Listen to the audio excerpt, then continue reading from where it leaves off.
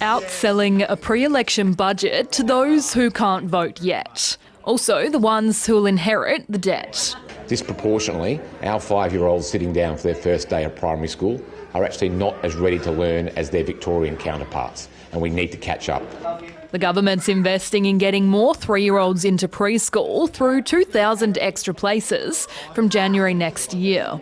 4 new hubs will be set up in Elizabeth Vale, Salisbury North, Angle Park and Hackham West, all in Labor electorates. The preschool push costing more than $27 million.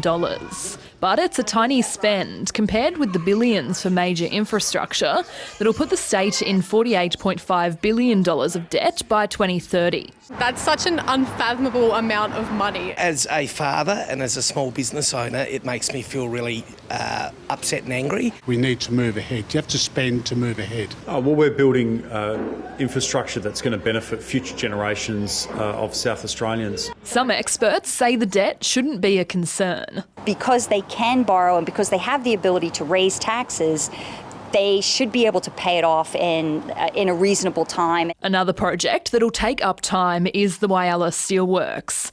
The extra money set aside to keep it running, along with drought assistance, shaved the government's surplus back to $18 million this financial year.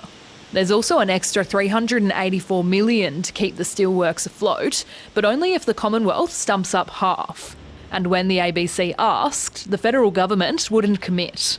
It's also unknown how long taxpayers will be footing the bill. It will just take some time, and I think the community at large would rather an investment and a step change. The Premier is confident there's investment interest both at home and abroad. Now, there's a long way to go before any of that results in a transaction, but it's a pretty strong start. A strong start with no guaranteed end in sight. Sophie Holder, ABC News.